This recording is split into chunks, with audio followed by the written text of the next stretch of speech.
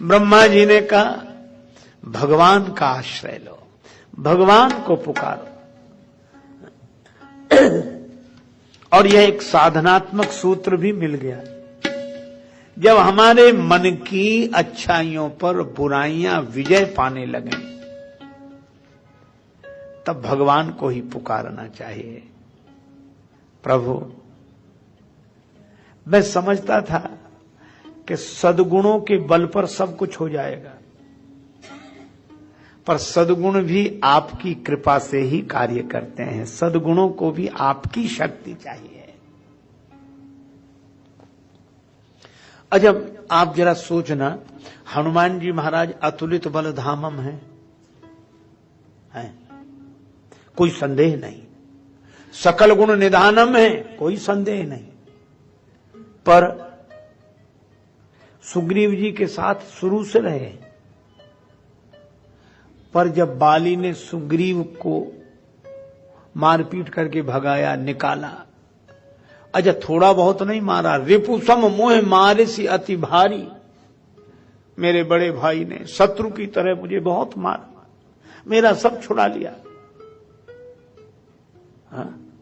और सूर्य भगवान ने हनुमान जी से यही कहा कि क्या चाहते हो? हनुमान जी ने कहा गुरुदेव आपने ज्ञान दिया है, दक्षिणा बताओ। कहा कि दक्षिणा यही है कि मेरे अंश से वानरों में सुग्रीव जी का जन्म हो रहा, तुम उनकी रक्षा करना, उनके साथ रहना। और हनुमान जी इसी उद्देश्य से आए हैं और इतने दिन से हैं। आप सोचिए, जब बाली से सुग्रीव पिटते रहे, सुग्रीव भगाए गए, तो हनुमान जी कहीं बाहर गए थे? आप सोचो, हनुमान जी वहीं थे कि नहीं? पर सुग्रीव को भगाए तो हनुमान जी चलो साथ साथ, एकांत में चलो एकांत में। अब इसका अर्थ आप यह मत लगा लेना कि हनुमान जी से कुछ नहीं बनता, बेकार हम लोग हनुमान जी की पूजा बंद कर दें और पाठ। यह नहीं। श्री तुलसीदास जी महाराज से किसी ने पूछा कि हनुमान जी साथ बने रहे और सुग्रीव की दुर्दशा होती रही, सुग्रीव दर दर भागते रहे और हनुमान जी साथ हैं, सुग्रीव पिटते रहे, हनुमान जी साथ हैं, सुग्रीव जी परेशान रहे और हनुमान जी साथ हैं, क्यों? क्या सकल गुण निधानम कुछ नहीं कर सके? तुलसीदास जी ने एक दोहा लिखा कि यह प्रसंग केवल एक शिक्षा देने के लिए है और हम लोग भी इस शिक्षा को स्वीकार कर लें। क्या? तुलसी राम सुदीठते सबे होत बलवान। हनुमान जी को जब तक राम जी नहीं मिले तब तक हनुमान जी ने कुछ नहीं किया। क्यों?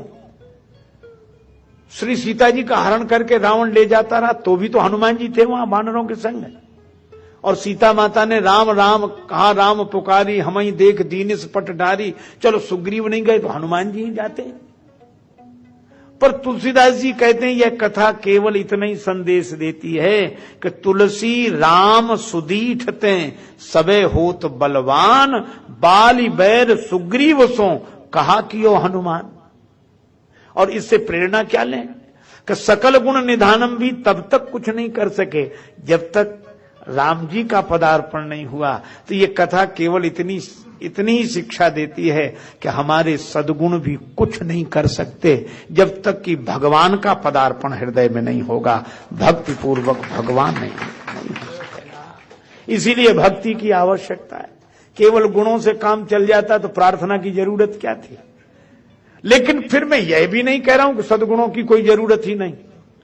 कुछ लोगों ने इसका यह अर्थ लगा दिया कि फिर सद्गुणों की क्या जरूरत, भगवान सब करेंगे, भगवान सब करेंगे। नहीं, भगवान ने उन्हीं हनुमान जी से कराया सब। तो सद्गुण तो बड़े जरूरी हैं, तो सद्गुणों को तो अपने जीवन में लाना ही है, लेकिन सद्गुणों का अभिमान से मत जोड़ना। सद्गुण तब काम करेंगे जब सद्गुणों को आप भगवान से जोड़ेंगे। तो केवल प्रार्थना नहीं, सद्गुण भी साथ हों। पृथ्वी माता अकेली नहीं गई, सुरमुनि गंधर्वा मिलिकर सर्वा, और पृथ्वी माता सुमति। तो सुमति संपन्न कौन? जो ऐसी विपत्ति के काल में सब सद्गुणों को इकट्ठा करके बुद्धिजीवी ब्रह्मा जी के पास जाए कि इतने सद्गुण होते हुए भी यह हो रहा है, इतने मुनि हैं, इतने महात्मा हैं, इतने ऋषि हैं, तो कहीं ऐसे न कहने लगा कि काहे के ऋषि मुनि, वो तो सब झूठे थे, रावण सफल होता रहा तो कोई ऋषि मुनि कुछ नहीं कर सका। अरे नहीं भाई, ऐसा नहीं है कि वो कुछ नहीं कर सके, पर सच्चाई जीवन की यह है कि सद्गुणों की महिमा कम नहीं है, पर ये बिना भगवान के कुछ नहीं कर सकते। जैसे पंखा हवा देता है, बल्ब प्रकाश देता है, तो पंखा बेकार है क्या? अगर बेकार होता तो हवा कैसे देता है ना? लेकिन यह सही है कि पंखा हवा तो दे सकता है पर बिना बिजली के नहीं। अच्छा, बिजली आने पर हवा पंखा ही देगा। अगर बिजली हवा दे पाती तो बिजली तो सब जगह थी, क्यों नहीं दे पा रही? तो हवा तो पंखा ही देगा, लेकिन बिजली से जुड़ने पर। बस ठीक इसी तरह कल्याण तो हमारे जीवन का हमारे सद्गुण ही करेंगे, पर भगवान से जुड़ने पर। यह जीवन का सत्य है। हमारी करुणा, दया, अहिंसा भगवान से जुड़ जाए। और वही ब्रह्मा जी भी यही कह रहे हैं कि जब सद्गुण भी कुछ न कर पा रहे हो तो भगवान से जुड़ना चाहिए। यही जीवन का सत्य है। तो क्या करें?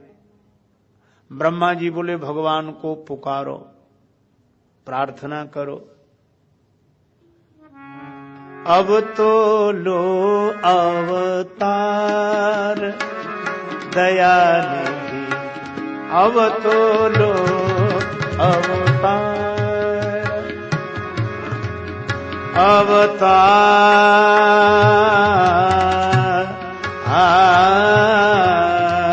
अवतार लो अवतार।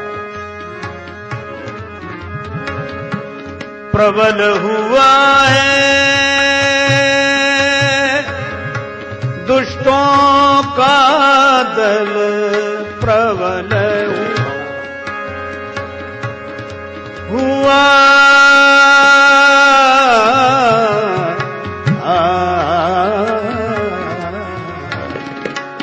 प्रबल हुआ है दुष्टों का दल, शीघ्र करो संहार दयानिधि, अब तो लो अवतार, अब तो लो अवतार।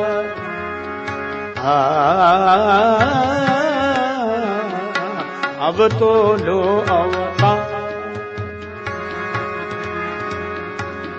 दयानिधि अब तो लो अवतार, लो अवतार, अवतार अवतार,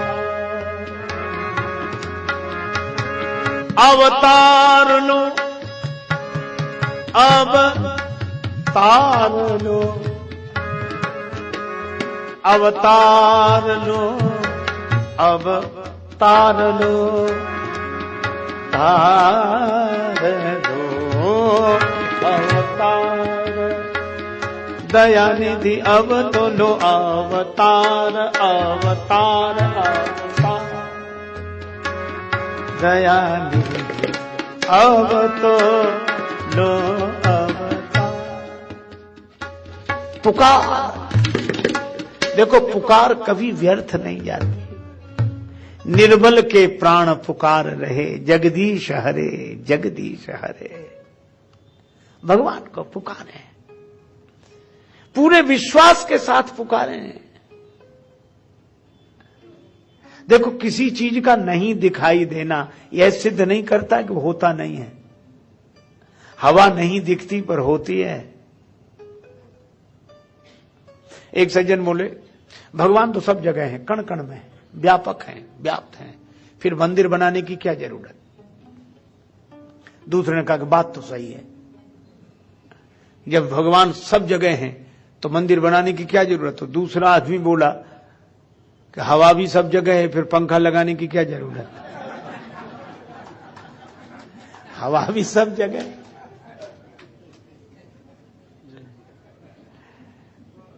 सब जगह रहने वाली हवा पंखे के माध्यम से मिलने लगती है। हालांकि पंखा हवा नहीं है। अच्छा, और एक और बात, यह नहीं कि पंखे से मिलने वाली हवा वहीं हो, सब जगह ना हो। इसी तरह परमात्मा सब जगह है, इसलिए आपका जहां मन हो वहां पुकारो, वहीं पंखा लगा लो। हवा सब जगह है, आप जहां पंखा लगाते हैं वहीं हवा लगने लगती है। इसी तरह परमात्मा सब जगह है, आप जहां पुकारने लगते हो वहीं उसका अनुभव होने लगता है। जहां पुकारने लगे वहीं उसका अनुभव होने लगता है। अच्छा देखो, मुंबई वालों को दिल्ली पाना हो तो यहां से जाना पड़ेगा वहां, और दिल्ली वालों को मुंबई पाना हो तो वहां से यहां आना पड़ेगा, क्योंकि मुंबई में दिल्ली नहीं है, दिल्ली में मुंबई नहीं है। और अगर धरती पाना हो तो सब जगह, फिर वहां जाने की क्या जरूरत है, यहां है ही। और उनके पास भी धरती है, धरती तो सब जगह है। ये बात अलग है कि सब जगह रहने वाली को भी, धरती को भी कोई सब जगह वाली न माने। एक बार दो आदमी में विवाद हो गया, एक बोला धरती गोल है, दूसरा बोला चपटी है। एक बोला यार लिखा है सब जगह, पढ़ाते हैं अध्यापक, धरती गोल है। बोला लिखा होगा, हमें तो साफ दिख रही चपटी है। अब दोनों में विवाद हो गया। तो तीसरे आदमी से पूछा कि धरती गोल है कि चपटी, तुम बताओ। बोला हम यहां के रहने वाले नहीं, यहीं वालों से पूछो। मतलब ये वहां से आया है जहां धरती है ही नहीं। इसलिए भाई, जैसे धरती सब जगह है, आकाश सब जगह है, वायु सब जगह है, तो बिना दिखने वाली वायु पर हम भरोसा करते हैं। इसी तरह नहीं दिखने वाले परमात्मा पर भी भरोसा करना चाहिए। वह सब जगह है, निश्चित सब जगह है।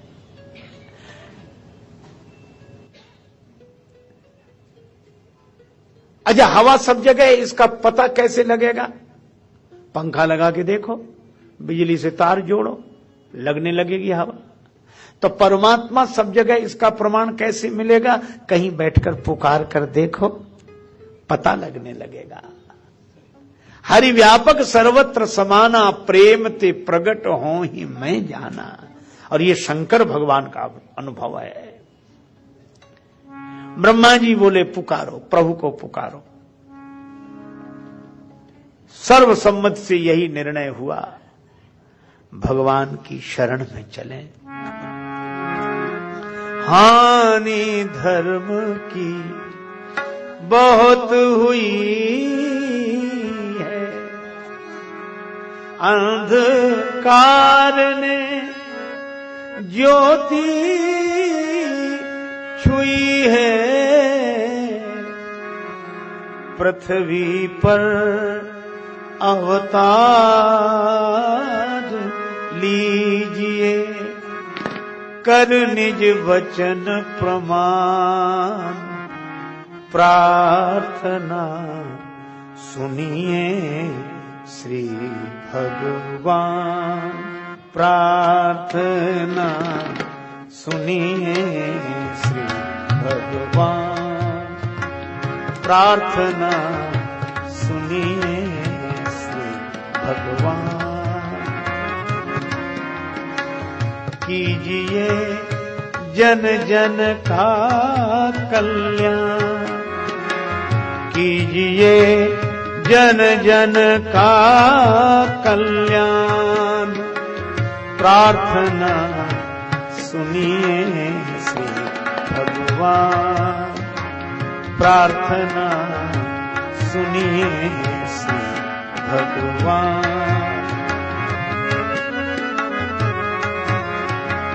आज भूमि जन भूमि दुखारी, आज भूमि जन भूमि दुखारी,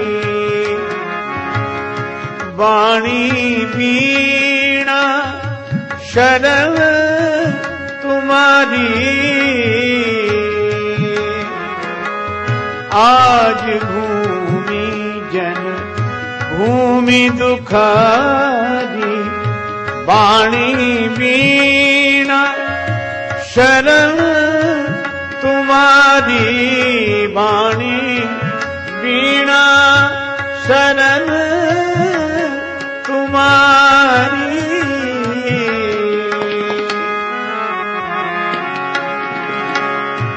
वीणा को झंकार दीजिए, वीणा को झंकार दीजिए। वाणी को वरदान प्रार्थना सुनिए भगवान। कीजिए जन जन का कल्याण, प्रार्थना सुनिए श्री भगवान। प्रार्थना सुनिए श्री भगवान, श्री भगवान।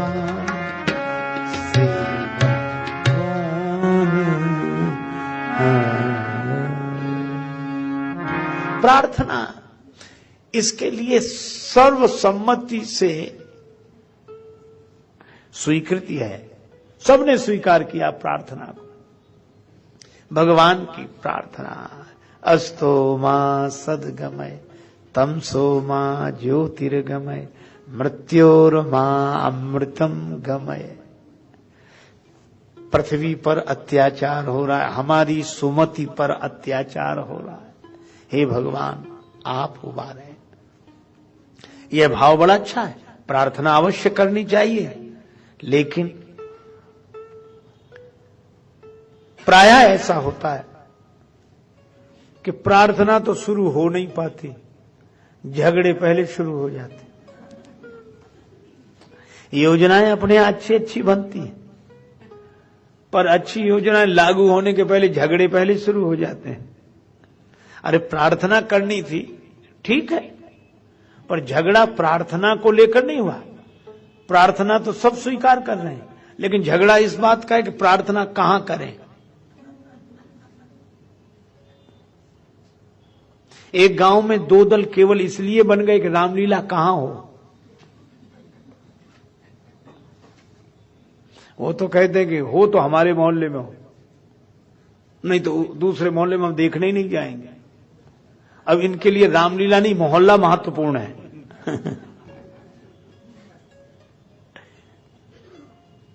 अच्छा, अब आजकल तो लोग रावण तक का प्रचार करते हैं। दशहरे के दिन सबसे बड़ा रावण हमारे यहां का। रावण भी बड़ा होना चाहिए, तब नाम बड़ा होगा। अरे प्रार्थना करनी है तो भाव से भरो, भेद से नहीं। प्रार्थना करनी है तो भाव से भरो, भेद से नहीं। आप जहां हैं वहीं प्रार्थना करें, क्योंकि भगवान सब जगह हैं। इसलिए किसी विशेष जगह जाने की आवश्यकता नहीं है। श्री स्वामी विवेकानंद जी एक उदाहरण देते थे कि निश्चित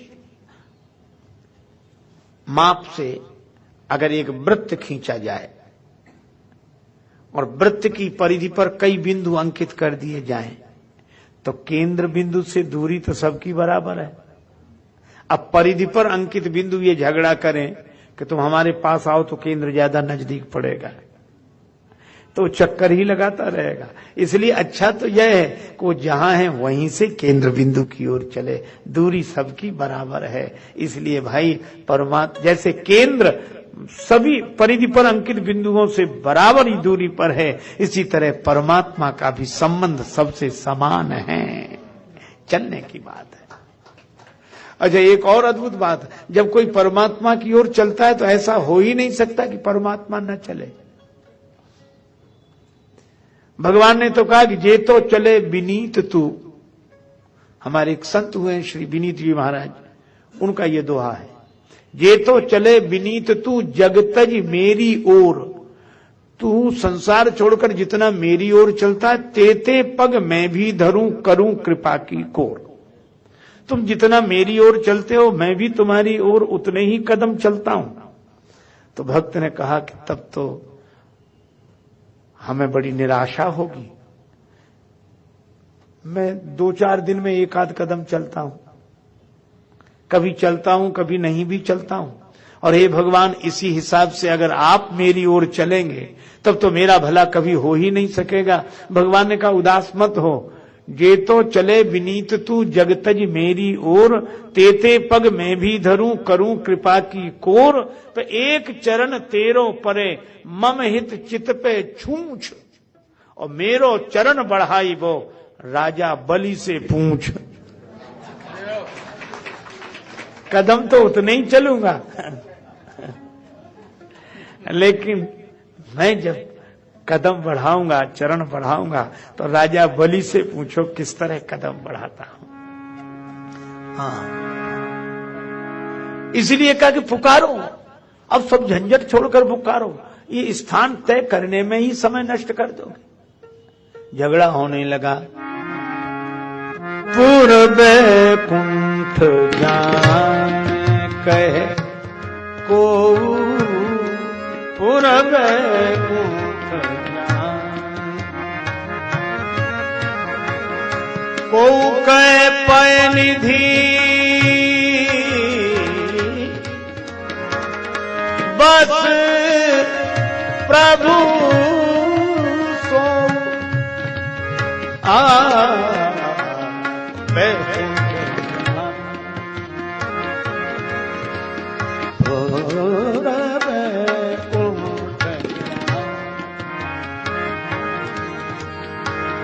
कहे पयन बस प्रभु पूर्व कुंठ जान, बैकुंठ जान, बैकुंठ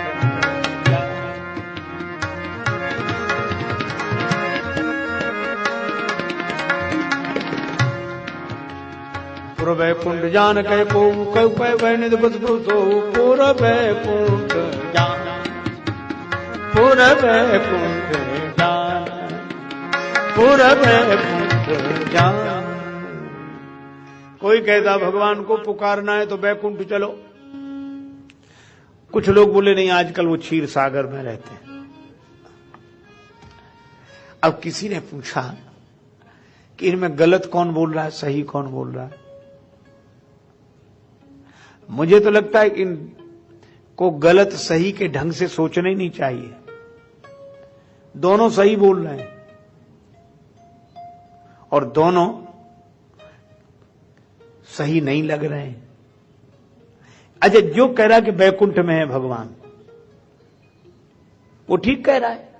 उसको और जगह मिले नहीं, उसे बैकुंठ में मिले तो कहेगा वहीं मिलेंगे। और जिसको क्षीर सागर में मिले उसे बैकुंठ में क्यों मिलेंगे, लगेंगे क्यों। तो सही तो बोल रहे हैं पर अपने ससीम सत्य को बोल रहे हैं।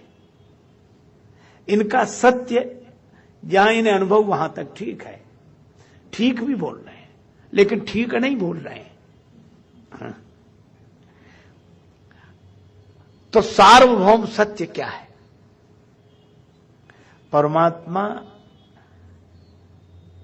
की प्राप्ति में सार्वभौम सत्य यह है कि जिन्हें वैकुंठ में मिला वे कहते वैकुंठ में ही है और जगह नहीं। जिन्हें क्षीर सागर में मिला वे कहते क्षीर सागर में ही है और जगह नहीं। और जिसे परमात्मा का अपरोक्ष अनुभव हुआ वो कहते सब जगह है, इसलिए वैकुंठ में भी है, इसलिए क्षीर सागर में भी है। और जिसको परमात्मा की सर्वव्यापकता का बोध होगा वह किसी के विरोध में नहीं होगा। बोध और विरोध एक साथ रह नहीं सकते। एक गांव में आया हाथी, घंटी बजी, टन टन की आवाज हुई। संयोग की बात कि उस गांव में सभी अंधे रहते थे, अंधों का नगर था। पर अंधे देख नहीं सकते थे, सुन तो सकते थे। घंटियों की आवाज सुनी, दौड़े दौड़े आए, चिल्ला कर कहा क्या है क्या है। महावत बोला हाथी है। अंधे बोले हम देखना चाहते हैं। महावत ने कहा तुम्हारी आंख नहीं, देखोगे कैसे? कहा हाथ तो हैं, हाथों से देखेंगे। ठीक है, महावत ने हाथी बिठा दिया। अंधे टूट पड़े। किसी ने पांव पकड़ा, कुछ अंधों ने, कुछ ने पूंछ, कुछ ने कान, कुछ ने पीठ, किसी ने सूंड। देख लिया? हां देख लिया। हाथी लेकर महावत चला गया। अंधों में झगड़ा शुरू हो गया। और ये कहानी कहती क्या है कि झगड़ा जब होता है अंधों में ही होता है। अच्छा, झगड़े का कारण दृष्टिहीनता है। नियरे होए सूजत नहीं लानत ऐसी जिंद, और तुलसी या संसार को भयो मोतिया बिंद। तो ये मोतिया बिंद दूर कैसे हो? दवा लगाओ। कौन सी दवा? गुरुपद रज मृदु मंजुल अंजन, नयन अमीय दृग दोष विभंजन।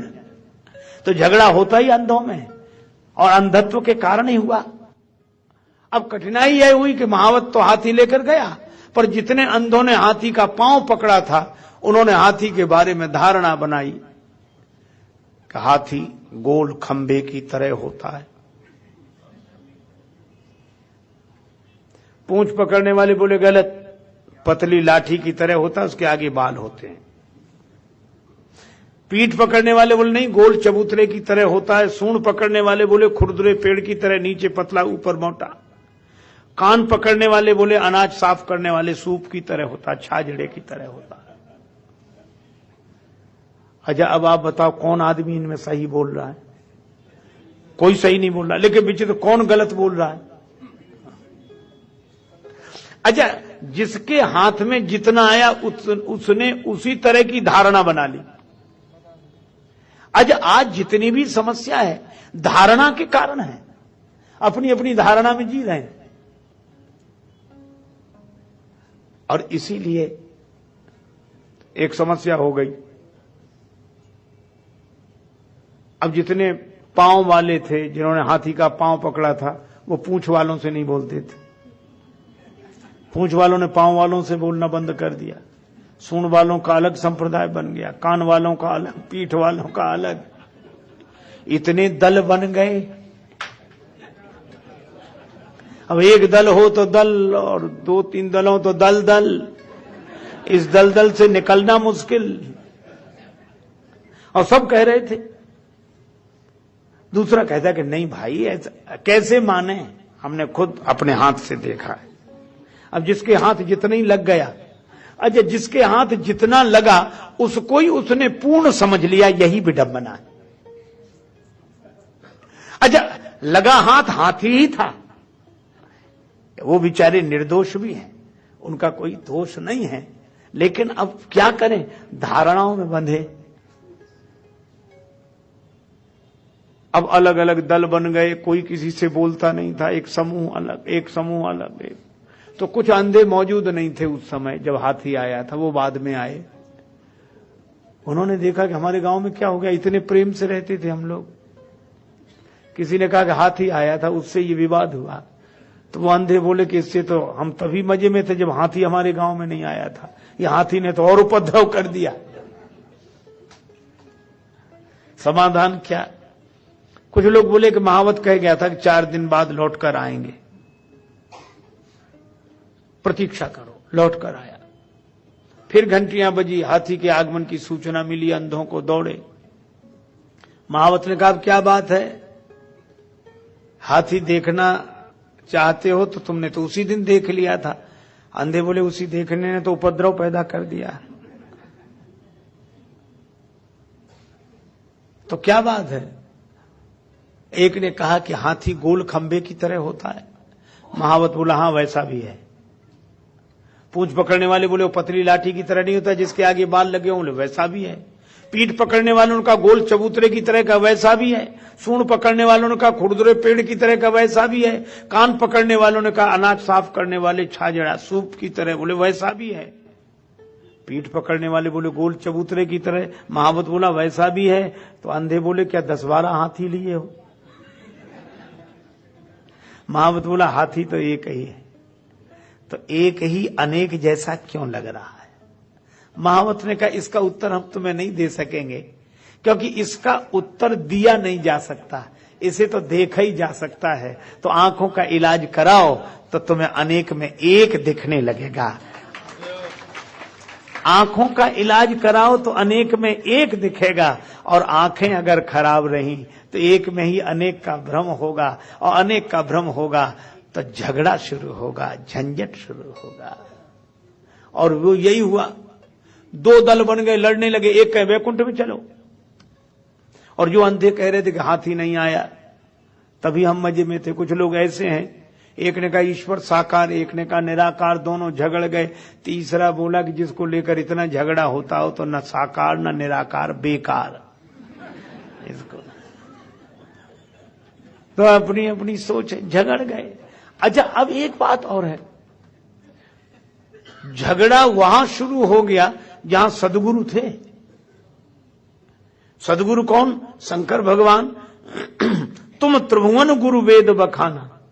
पार्वती माता ने कहा कि हे देवादिदेव महादेव, आप थे तो भी झगड़ा होता रहा। सुना तो यह कि सदगुरु मिलने से झगड़ा खत्म हो गया, पर आप वहां थे और झगड़ा शुरू हो गया। आपने कुछ क्यों नहीं कहा? उनको समझाते, कुछ बोलते। शंकर जी ने कहा कि ये झगड़ने वाले किसी की सुनते कहां हैं? जब कोई अभिमान से जुड़ा हो तो किसी दूसरे की सुनता नहीं है, बल्कि ऐसे में उन्हें रोको तो और जोश आता है। 2 आदमी झगड़ रहे हो, एक को रोक लो, फिर देखो पहले से ज्यादा जोश आएगा उससे। छोड़ दो, छोड़ दो। एक आदमी तो बड़ा विचित्र था, उसने खुद दूसरे का हाथ पकड़ रखा था। बोले बस छोड़ दो, मुझे छोड़ दो। वो पकड़े ही नहीं था, और कहता नहीं छोड़ोगे तो तुम्हें नहीं छोड़ेंगे। शंकर जी कह रहे थे कि भाई मैं प्रतीक्षा कर रहा था। क्या? बोले थोड़ा अभिमान का जोश ठंडा हो फिर मैं कुछ कहूं। ते समाज गिरिया में रहे हूं, ते समाज गिरिया, समाज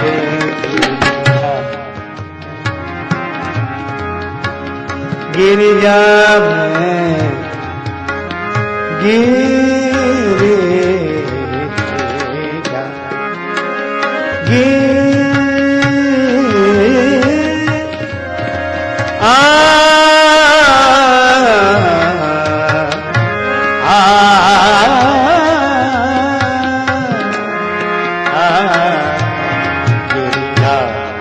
में रहे ते ही समाज, ते समाज गिरिजा, ते समाज गिरिजा, ते समाज अवसर पाई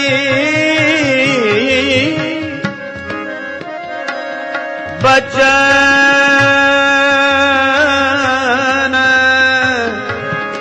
बचन एक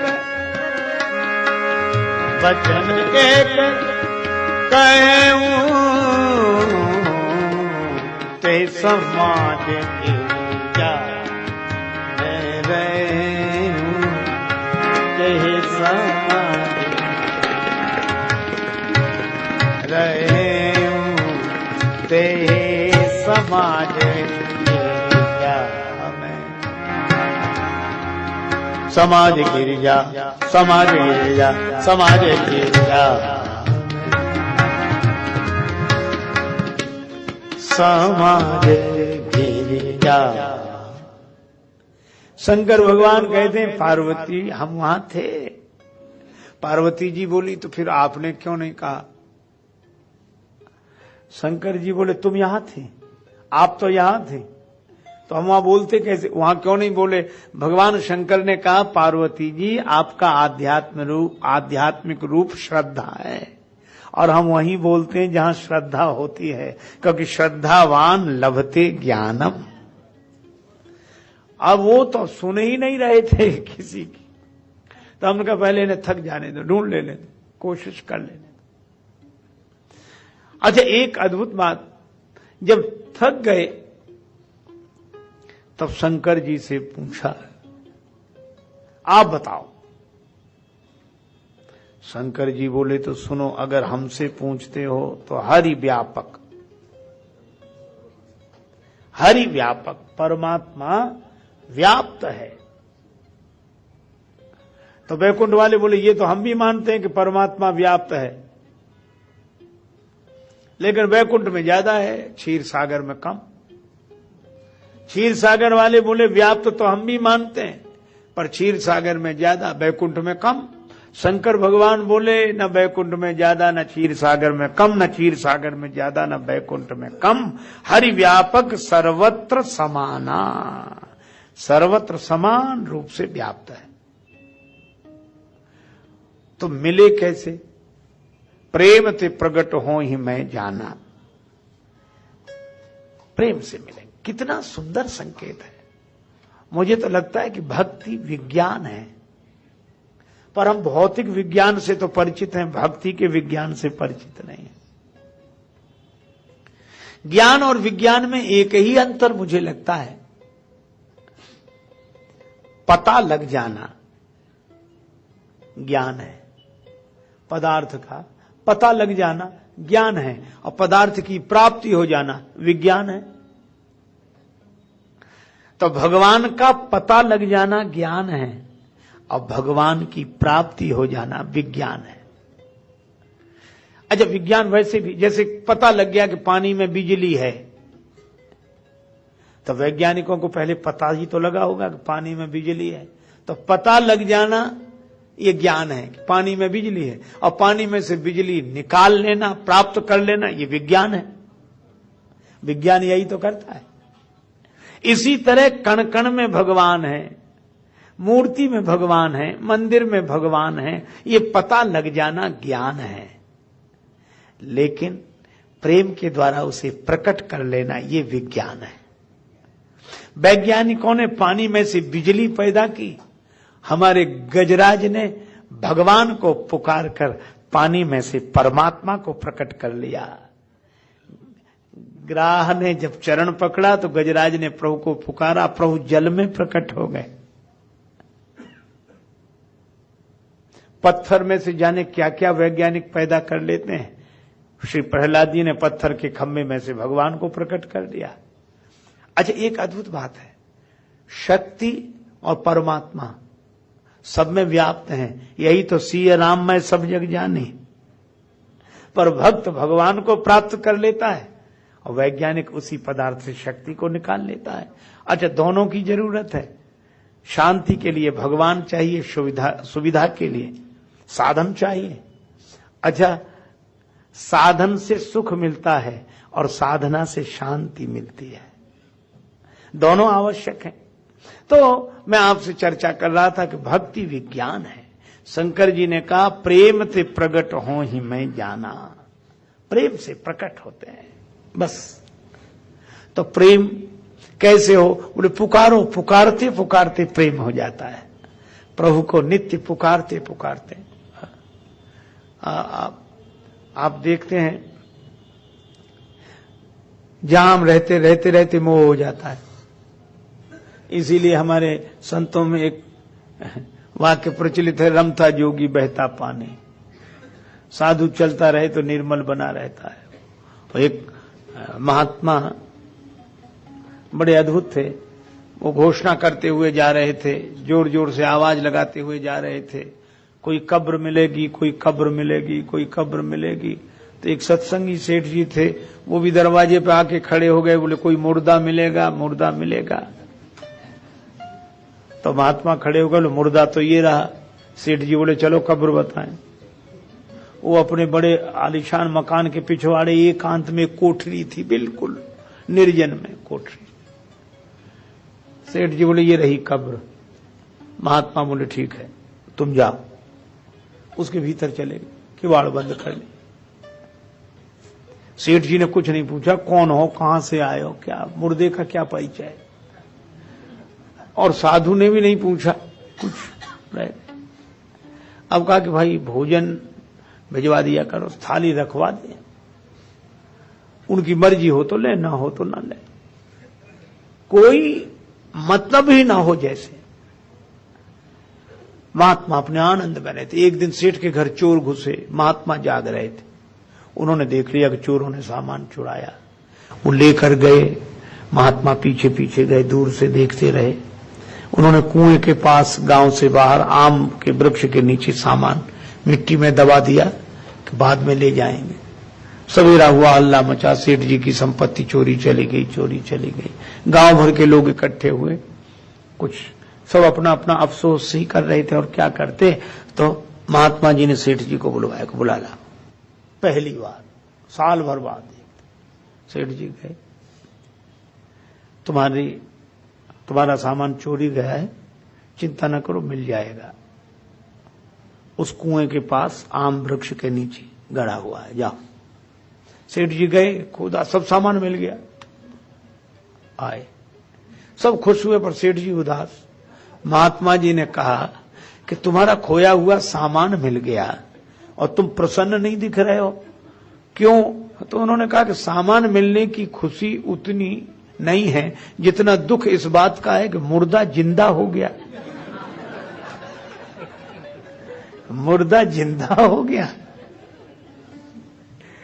महात्मा मुस्कुराए, लेकिन उनके आंखों में आंसू थे।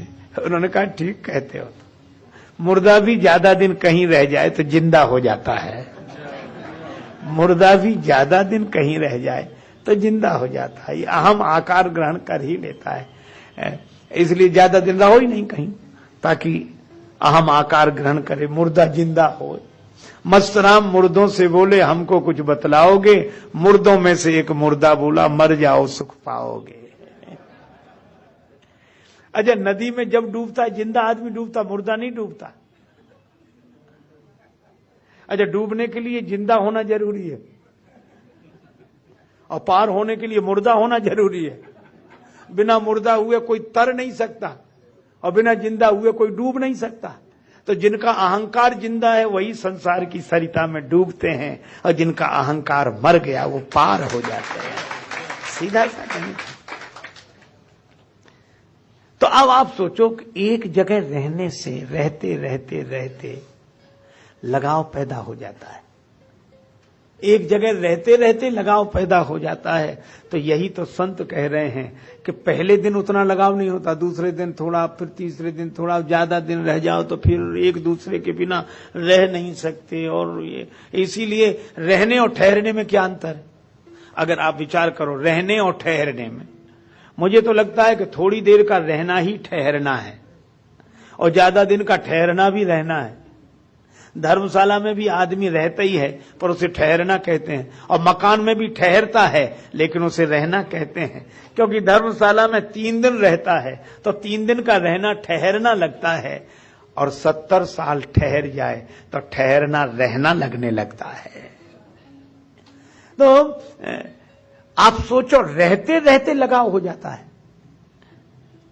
ये स्वाभाविक सबके जीवन का अनुभव है। तो यही बात यहां कही जा रही है कि जब रहते रहते आसक्ति पैदा हो जाती है, जब रहते रहते आसक्ति पैदा हो जाती है, तो भगवान का नाम कहते कहते भक्ति क्यों नहीं पैदा हो जाएगी। एक सज्जन बोले कि हम तो किया, नाम लिया, लेकिन आज मजा ही नहीं आया। तो हमने कहा कि जब पहली बार किसी घर में रहे थे तब मजा आ रहा था।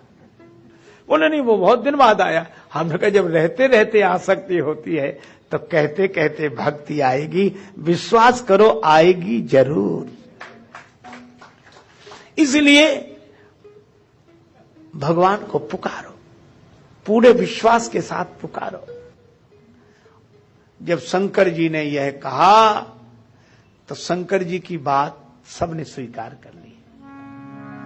मोर वचन सबके मन माना, साधु साधु करी ब्रह्म बखाना। शंकर जी सदगुरु हैं और सदगुरु की पहचान क्या है? जिनका उपदेश सबको मान्य हो, जिनका सत्संग सर्वग्राह्य हो, सर्व स्वीकृत हो। और संत कौन? जिसके साथ सब चल सके वो संत, या जो सबको साथ लेकर चल सके वो संत। मोर वचन सबके मन माना, ब्रह्मा जी ने कहा साधु साधु साधु। यह बड़ी कल्याणकारी वाणी है, इसका पालन सब करें। तो प्रार्थना वहीं की गई, कहीं नहीं गए, जहां थे वहीं। जय जय सुरनायक जन सुखदायक, प्रणत पाल भगवंता। जय जय सुरनायक जन सुख,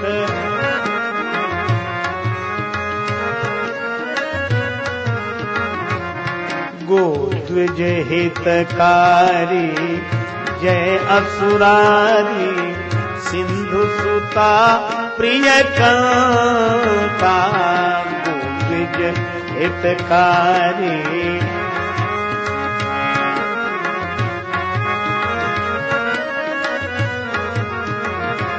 पालन सुरधरनी, अद्भुत करनी, मरम न जानई कोई। पालन सुरधरनी, अद्भुत करनी, मरम न जानई कोई। जो सहज कृपाला, दीन दयाला, सहज कृपाला, दीन दयाला, करो अनुग्रह सोई। जो सहज कृपाला, दीन दया।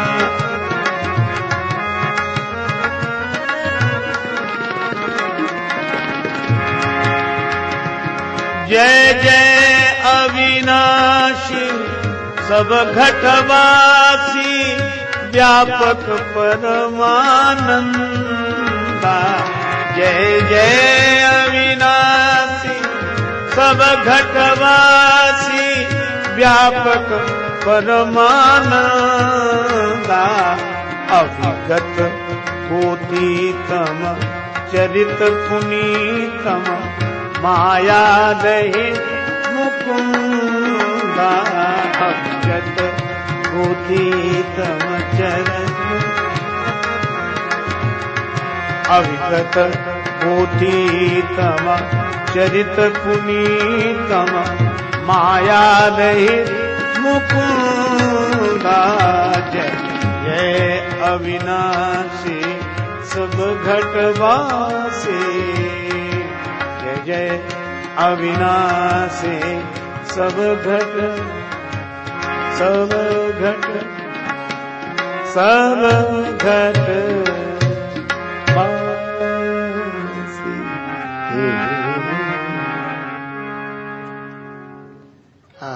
प्रार्थना की गई, जही लाग विरागी जनानुरागी। देखो, विगत मोह मुनि वृंदा, निशिवासर ध्यावहीं, गुण गण गावहीं। वे भगवान हम पर कृपा करें, कृपा करें, कृपा करें। हृदय की पुकार भगवान सुनते हैं। और वही हुआ, गगन गिरा गंभीर भई, हरन शोक संदेह। आकाशवाणी हुई, डरो मत, निर्भय हो जाओ, जनि डर पहु मुनि सिद्ध सुरेशा, तुम ही लागी धरी हो नरवेशा। अच्छा देखो, अद्भुत बात, भगवान मनुष्य रूप में अवतार ले रहे हैं। क्यों? 12 रूप में आए, नरसिंह रूप में आए, कच्छप रूप में आए, मीन रूप में आए, वामन रूप में आए, परशुराम रूप में आए। ये सभी रूपों की सार्थकता है। अच्छा, जैसा रोग वैसी औषधि। पर राम जी मानव रूप में क्यों आए? क्योंकि समस्या दानवता की है, समस्या उत्पन्न दानव ने की है। तो दानवता को मिटाने के लिए एकमात्र उपाय मानवता ही है। इसलिए दानव के अत्याचार से पृथ्वी को मुक्त करने के लिए भगवान मानव बनकर आए। मानव। महाराज, रावण बड़ा अत्याचार कर रहा है, बहुत बड़ा परिवार है उसका, और 3 भाई हैं, सो तो ठीक है, एक भाई तो भक्त है, एक सोता रहता है, लेकिन रावण अकेला सबको, और परिवार तो इतना बड़ा, 1 लाख पूत 1.25 लाख नाती। भगवान बोले चिंता मत करो, अगर वो परिवार वाला है तो हम भी अकेले नहीं आएंगे। अनशन सहित मनोज अवतारा, लयहूं दिनकर वंश उधारा, सूर्य वंश। अच्छा, तो महाराज जैसे कोई आने वाला हो तो लोग पूछते हैं कि आप आ रहे, बड़ी खुशी, कहाँ ठहरोगे? कोई स्थान निश्चित किया? नहीं, हम लोग इंतजाम करें, ऐसा पूछते हैं। तो भगवान से भी पूछा कि कहाँ? भगवान बोले पहले से इंतजाम है। कश्यप अदिति महातप कीन्हा, तिन कहाँ में पूरब वर दीना। ते दशरथ कौशल्या रूपा, कौशलपुरी प्रगट नर भूपा। तिनके गृह अवतरी हूँ जाई, तिनके गृह अवतरी हूँ जाई। रघुकुल तिलक से चारु भाई, रघुकुल तिलक से चारु भाई।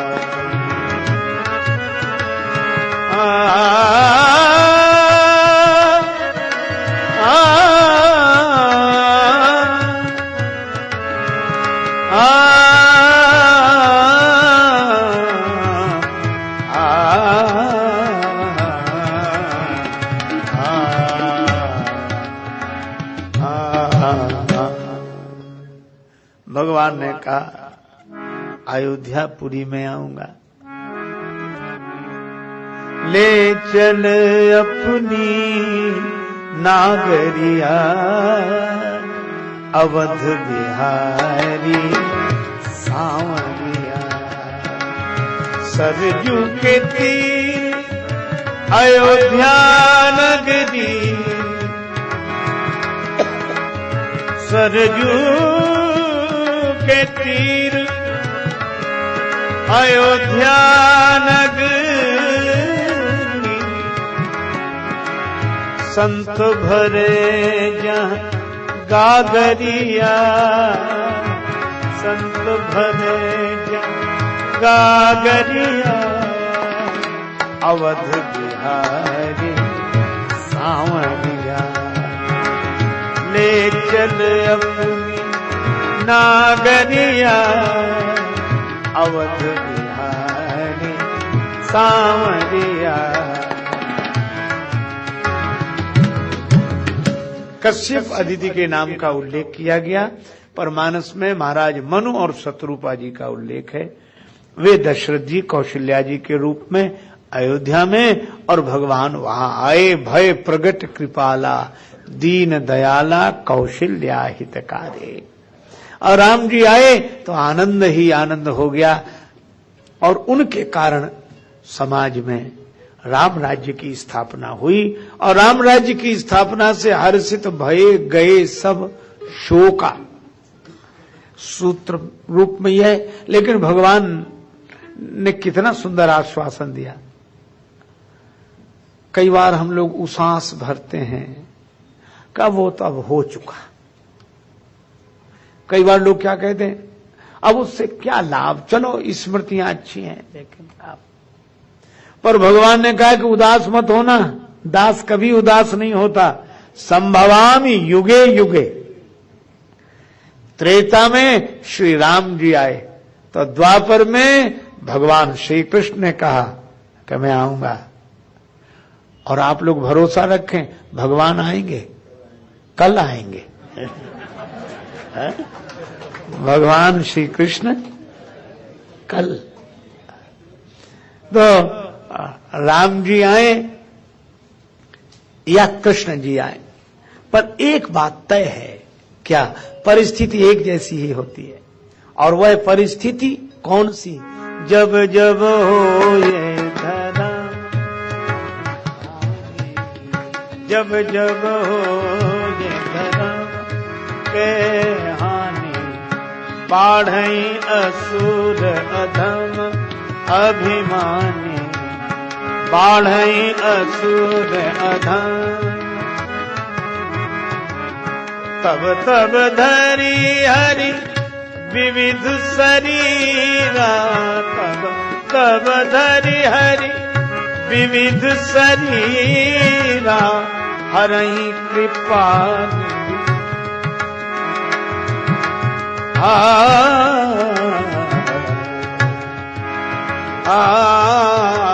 हरहि कृपा निधि सज्जन पीरा, हरहि कृपा निधि सज्जन, हरहि कृपा निधि सज्जन। असुर मार था पई तुरंत, राखई निज सुख से जग विस्तारई विसर्जन, राम जन्म करे हो धर्म के आने, जब जब हो धर्म, जब जब हो धर्म,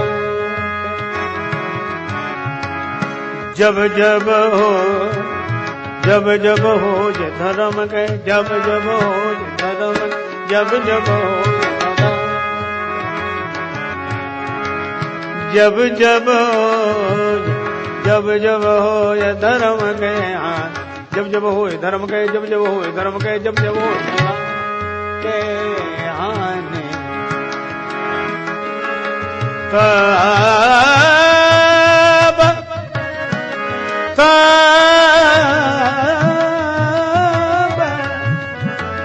धरि हरि विविध शरीर,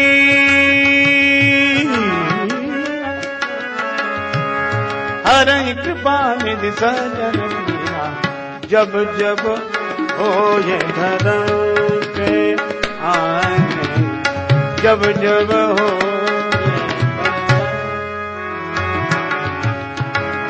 जब जब जब जब हो ये धर्म के, हो ये धर्म के, हो ये धर्म के आने, जब जब हो ये धर्म, हो ये धर्म, हो ये धर्म। जय सिया राम, जय जय सिया राम, जय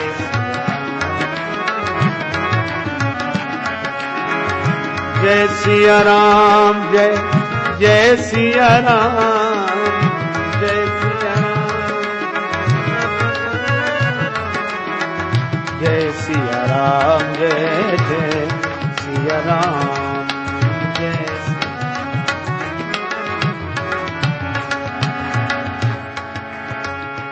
सिया राम।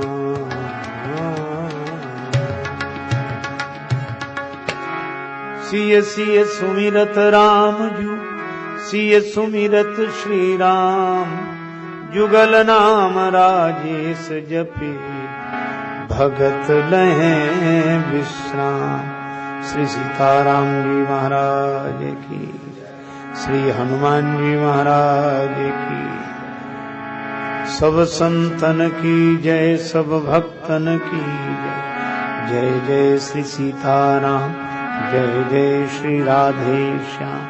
नमः पार्वती पतये, हर हर महादेव।